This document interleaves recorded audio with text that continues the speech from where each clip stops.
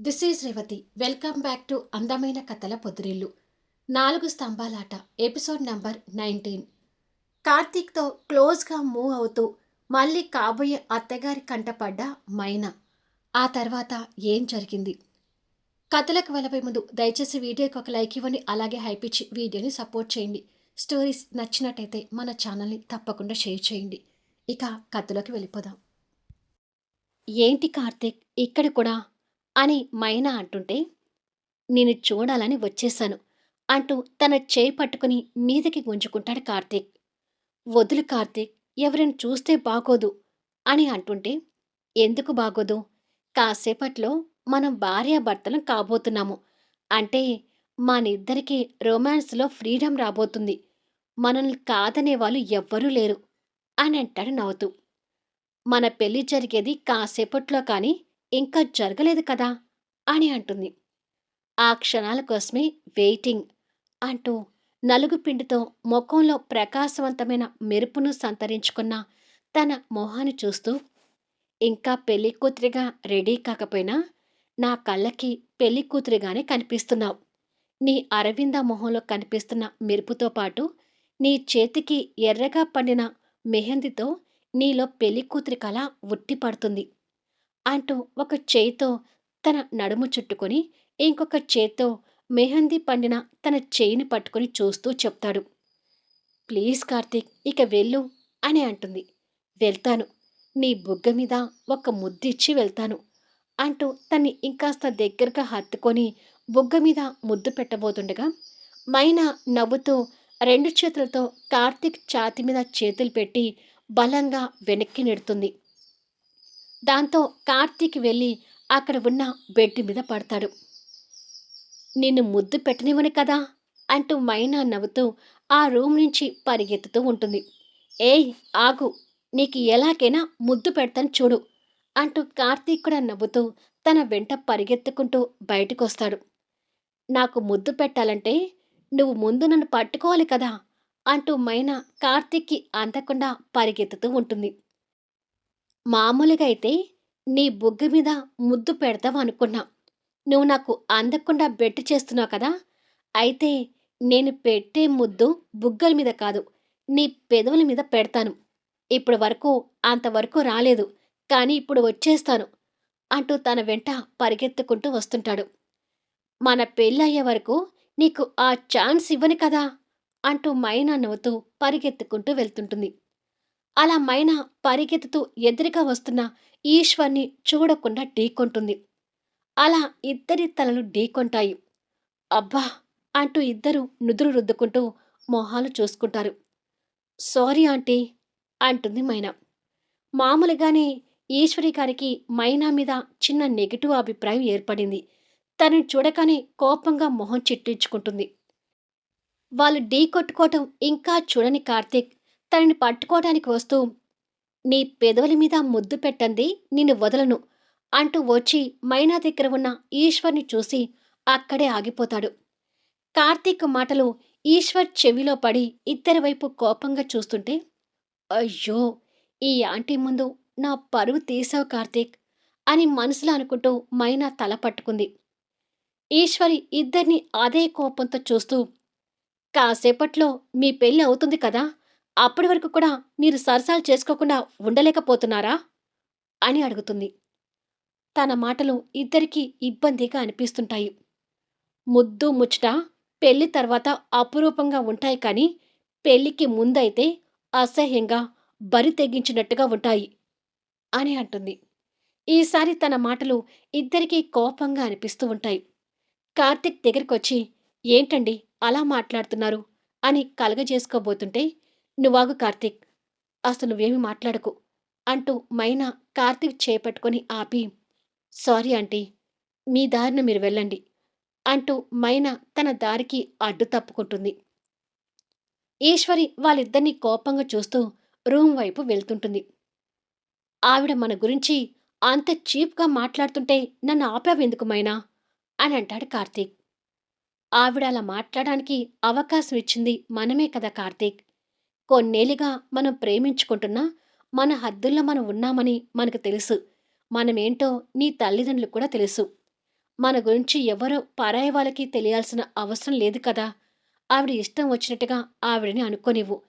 కాసేపట్లో మనకి పెళ్ళవుతుంది. ఇలాంటి టైంలో ఆవిడని ఓ 4 మాటలని, ఆవిడతో మనం ఇంకొక 4 మాటలు అనిపించుకొని, సంతోషంగా ఉండాల్సిన సమయంలో మనసు పాడు చేసుకోవడం ఎందుకు? అని అంటుంది. కానీ మైనా, మనిద్దరి గురించి తను అలా అంటూ ఉంటే నాకు ఏదోలా ఉంది అంటాడు కార్తీక్. నీకే కాదు కార్తీక్, ఆవిడతో అలా అనిపించుకోవటానికి ఒక ఆడపిల్లగా నీకంటే ఎక్కువ బాధ్యత ఉంది. కానీ ఎవరికి ఉండాల్సిన పద్ధతులు, నియమాలు వాళ్ళకి ఉంటాయి. ఆమె పద్ధతి ప్రకారం మనం ఇలా కనిపించడం చూసి ఆమెకి నచ్చటం లేదు. అది ఆమె అభిప్రాయం. ఆమె అభిప్రాయాలతో మనకి సంబంధం లేదు కదా! దారిన పోయేవాళ్ళు ఎన్నో అనుకుంటారు. వాళ్ళందరికీ మనం సంజాయిషి ఇచ్చుకోవాల్సిన అవసరం లేదు. కానీ పాపం పల్లవి. ఇలాంటి మనస్తత్వం ఉన్న ఆమెతో పల్లవి కోడలిగా వెళ్ళి ఎలా వేగుతుందో ఏమో! అంటుంది మైనా.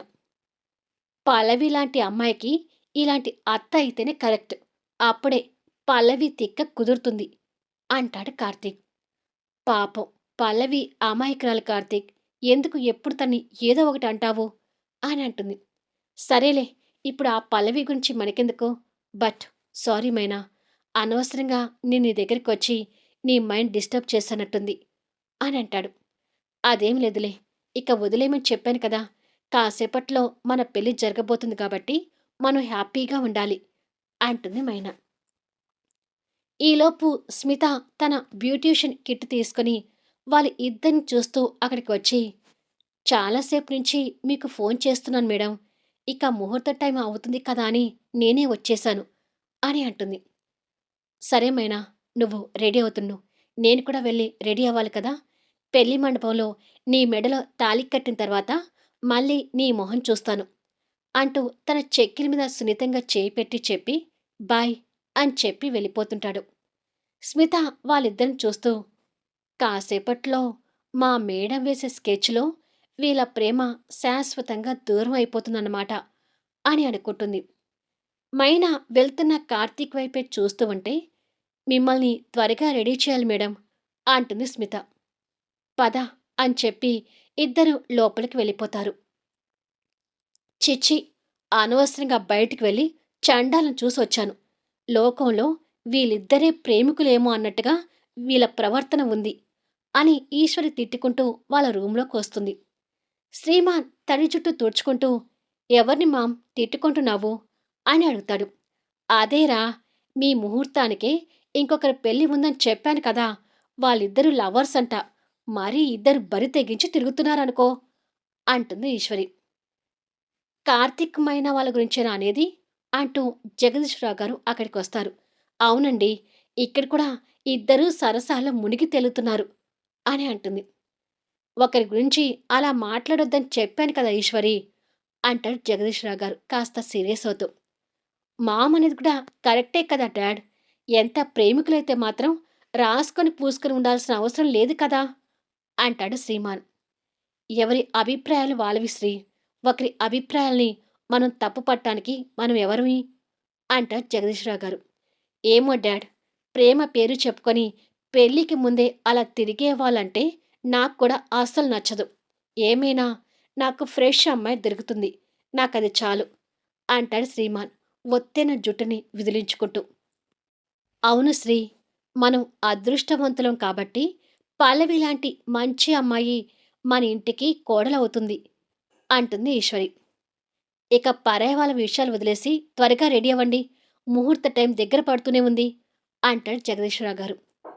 ఇక మిస్టర్ మట్టయ్య 2 పెళ్లి మండపాలను హడావిడి చేస్తూ దగ్గరుండి పెళ్లి ఏర్పాట్లు చేయిస్తూ ఉంటాడు.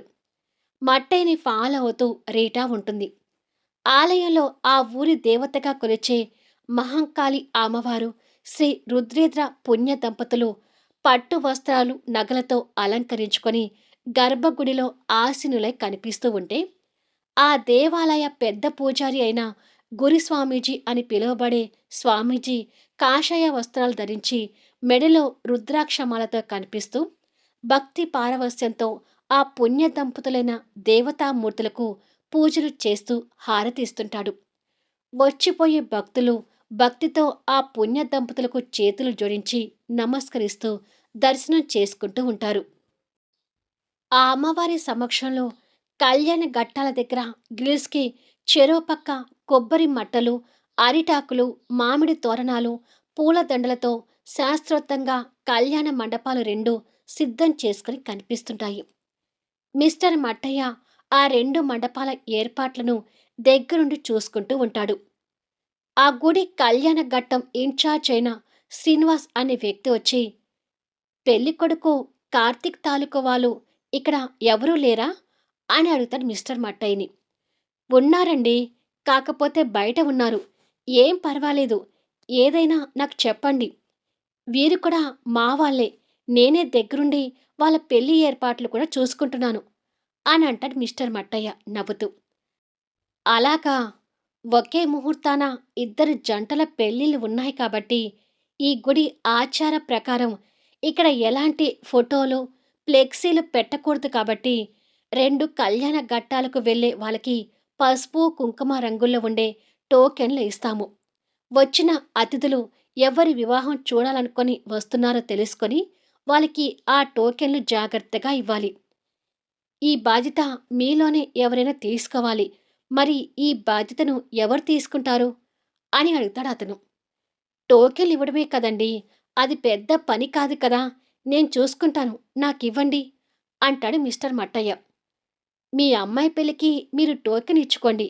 కానీ కార్తీక్, మైనా వాళ్ళ పెళ్ళికి ఇంకెవరైనా ఉన్నారేమో చూడండి" అంటాడు అతను. "అయ్యో! ఇదేమీ పెద్ద పని కాదు కదండీ! ఎలాగో ఇద్దరు పెళ్ళిళ్ళకి వచ్చే బంధువులు కూడా దాదాపు నాకు తెలిసిన వాళ్ళే. ఏం పర్వాలేదు. 2 కళ్యాణ మండపాలకి నేనే టోకెన్లు పంచుతాను" అంటాడు మిస్టర్ మట్టయ్య.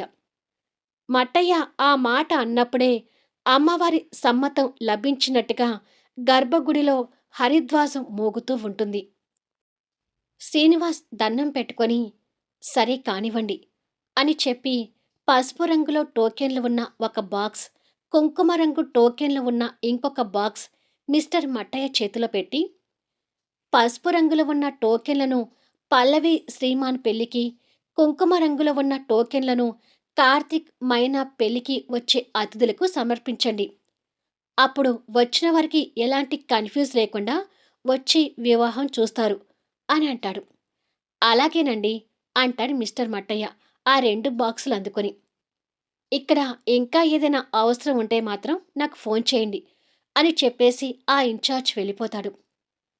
పసుపు రంగులో ఉన్న టోకెన్లు పల్లవి వాళ్ళకి, కుంకుమ రంగులో ఉన్న టోకెన్లు కార్తీక్ వాళ్ళకి. పసుపు, కుంకుమ భలే కలిసాయే పేర్లు అని అనుకుంటాడు మిస్టర్ మట్టయ్య. మొహానికి స్కార్ప్ కట్టుకొని అదంతా చూస్తున్న రీటా తన ప్లాన్స్‌లో తను ఉంటూ, "మిస్టర్ శ్రీమాన్ ఫ్రెష్ అంటూ నన్ను కాదని పల్లవిని పెళ్లి చేసుకోలి అనుకుంటున్నావు కదా! ఈ రోజుతో నీ లైఫ్ కొలాప్స్" అని అనుకుంటూ ఉండగా, జన్మ జన్మల దంపతుల అనుబంధం ఉన్నవాళ్ళే ఇక్కడ దంపతులుగా వివాహం చేసుకుంటారు. ఇక్కడ జరిగే వివాహాలకి ఆ అమ్మవారి దీవెనలు ఉంటాయి. ఇక్కడ ఏది జరిగినా ఆ అమ్మవారి కృప వల్లే జరుగుతుంది అని ఆ ఊరి పెద్ద గురుస్వామీజీ అక్కడ ఉన్న భక్తులకి అమ్మవారి మహిమ గురించి చెప్తూ రీటాకి కనిపిస్తూ ఉంటాడు. రీటా ఆ స్వామీజీ చెప్పే విషయాలని నిర్లక్ష్యంగా తీసుకుంటూ మట్టయ్యని ఫాలో అవుతూ ఉంటుంది. పల్లవి వెడ్డింగ్ శారీ ధరించి వాటికి తగ్గ నగలతోనూ అందంగా ముస్తాబై కనిపిస్తూ ఉంటుంది. "పెళ్లి కూతురుగా భలే ఉన్నావక్కా" అంటుంది కీర్తి. "నేనింత అందంగా ఉన్నాను అంటే దానికి కారణం నన్ను ఇంత అందంగా తయారు చేసిన బ్యూటీషియన్ సరిత క్రియేటివిటీనే" అని అంటుంది పల్లవి. "థాంక్యూ మేడం" అంటుంది సరిత. అలా పల్లవిని వాళ్ళ ఇంటి కుటుంబ సభ్యులు, ఆ ఊరు ముత్తైదులు కూడా వచ్చి చూస్తారు. పల్లవి అలంకరణ చూసి, "ఇదేదో అమ్మవారి మాయలాగా మీరిద్దరూ ఒకటే చీర, ఒకటే నగలు పెట్టుకున్నారేంటమ్మా" అని అంటుంది ఒక ముత్తైదు మహిళ. "ఏమంటున్నారు మీరు?" అంటుంది పల్లవి. "అదేనమ్మా, ఆ రూమ్‌లో ఉన్న మైనా, నువ్వు ఇద్దరూ ఒకే రకం చీర, ఒకే రకం నగలతో ఒకేలాగా కనిపిస్తున్నారు" అందుకే అలా అన్నాను అంటారు వాళ్ళు. చెప్తుంటే ఆశ్చర్యంగా ఉంది. మా ఇద్దరి నగలు సేమ్ అనుకున్నాము. కానీ చీర కూడా ఒకటేనా అని అనుకుంటుంది పల్లవి. అదే విషయం మైనాకు కూడా తెలిసి మా ఇద్దరి టేస్ట్ ఒకటేనన్నమాట అని అంటుంది. ఇక ఒక రూమ్‌లో పెళ్ళికొడుకుగా పట్టు వస్త్రాలతో రెడీ అయిన కార్తీక్, చెల్లెలు మౌనికతోనూ, ఇంకొక రూమ్‌లో పెళ్ళికొడుకు వస్త్రాల్లో ప్రిన్స్‌లా మెరిసిపోతున్న శ్రీమాన్, తమ్ముడు హర్ష, సురేష్ వాళ్ళతోనూ మాట్లాడుతూ ఉంటారు. ఏమైనా నువ్వు కోరుకుంటున్నట్టుగా ఫ్రెష్ అమ్మాయిని పెళ్లి చేసుకోబోతున్న శ్రీమాన్, సంతోషంగా ఉంది అంటారు సురేష్ వాళ్ళు. వాళ్ళ మాటలకి శ్రీమాన్ సంతోషపడుతూ ఉంటాడు. కానీ ఆర్ష కీర్తి కనపడకపోయేసరికి కాస్త డల్‌గా కనిపిస్తూ ఉంటాడు. ఏంటి హర్ష అలా ఉన్నావు అంటాడు సురేష్. ఏమీ లేదు అంటాడు కాస్త నవ్వుతూ. ఈశ్వరి నిండైన పట్టుచీర ధరించి అత్తగారి హోదాలో కనిపిస్తూ గుడి దగ్గరికి మనల్ని రమ్మంటున్నారా? పెళ్లి కూతురు తర్వాత వస్తుంది. ముందు నువ్వు మంగళసూత్రాలకు పూజ చేయాలి కదా అంటుంది ఈశ్వరి. ఓకే మామ్, నేను వెళ్ళటానికి రెడీనే అంటాడు శ్రీమాన్. అలా శ్రీమాన్ ఫ్యామిలీ ముందుగా బయలుదేరుతుంది. అక్కడ కార్తీక్ కూడా వాళ్ళ ఫ్యామిలీతో కలిసి వెళ్ళటానికి రెడీ అయ్యాడు. పెళ్లి కూతుర్లు మాత్రం ఇంకా అక్కడే ఉన్నారు. ముందుగా ఆలయం దగ్గరికి శ్రీమాన్ వాళ్ళ కారు వచ్చి ఆగుతుంది. మట్టయ్య నవ్వుతూ రెండల్లుడి గారు అంటూ రిసీవ్ చేసుకుని మన కళ్యాణ మండపానికి ఇటు దారి, అమ్మవారిని దర్శనం చేసుకున్న తర్వాత కళ్యాణ మండపంలోకి వెళ్ళాలని చెప్పారు. అందరూ వెళ్ళి దర్శనం చేసుకుని కళ్యాణ మండపంలోకి వెళ్ళండి అంటూ శ్రీమాన్ చేతిలో పసుపు కలర్ టోకెన్ పెట్టాడు. శ్రీమాన్ నవ్వుతూ బాగా బిజీగా ఉన్నారటుంది మిస్టర్ మట్టయ్య గారు అంటూ పలకరిస్తాడు. మరి జరగబోయేది నా గారాల తల్లి పల్లవి పెళ్లి కదా బాబూ అంటాడు నవ్వుతూ. ఇక్కడ అన్ని ఏర్పాట్లు సక్రమంగా జరిగాయి కదా మిస్టర్ మట్టయ్య అని అడుగుతారు జగదీశ్వరరావు గారు. ఓ, అన్ని ఏర్పాట్లు పూర్తయ్యాయి, మీరు కంగారు పడాల్సిన అవసరమే లేదు అంటాడు మిస్టర్ మట్టయ్య. ఇక్కడైనా కీర్తి నాకు కనిపిస్తే బాగుండు అని అనుకుంటాడు హర్ష. సరే సరే, తర్వాత మాట్లాడుకోవచ్చు, వెళ్దాం పదండి అంటూ ఈశ్వరి తొందర పెట్టడంతో వాళ్ళు ఆ కళ్యాణ మండపం వైపు వెళ్తారు. రీటా అదంతా చాటుగా చూస్తూ వెళ్ళు శ్రీమాన్, వెళ్ళు వెళ్ళు అని కన్నింగ్ స్మైల్తో అనుకుంటుంది. వాళ్ళు వెళ్ళగానే కార్తీక్ వాళ్ళ కారు కూడా వచ్చి ఆగుతుంది. ముందుగా జయరాం గారు మట్టయ్య దగ్గరికి వచ్చి, ఇక్కడ నువ్వొక్కడివే ఉన్నావేంటి మిస్టర్ మట్టయ్య, మన వాళ్ళు ఎక్కడ ఉన్నారు అని అడుగుతాడు. వాళ్ళకి లోపల కొన్ని పనులు పురమాయించి నేనిక్కడ ఉన్నానులే సార్, ఏం పర్వాలేదు, అన్నీ అనుకున్నట్టుగానే జరిగాయి అంటాడు మిస్టర్ మట్టయ్య నవ్వుమొహంతో. కార్తీక్ కూడా అక్కడికి వచ్చి అసలే నెగటివ్ ప్రభావంతో ఉన్న మిస్టర్ మట్టయ్యని ఇప్పుడు అక్కడ చూడగానే గిట్టునట్టుగా కోపంగా మొహం తిప్పుకుంటాడు. మళ్ళీ నెక్స్ట్ వీడియోలో కలుద్దాం. ఆ తర్వాత ఏం జరగబోతుంది? మిస్టర్ మట్టయ్యను అడ్డు పెట్టుకుని రీటా ఏం చేయబోతుంది? పెళ్లి కూతుర్లు ఎలా మారనున్నారు? కథ నచ్చితే లైక్ చేయండి, హైప్ ఇవ్వండి, మీ అమూల్యమైన అభిప్రాయాలను తెలియచేయండి. అలాగే మన స్టోరీస్ని తప్పకుండా షేర్ చేయండి. Thank you for listening.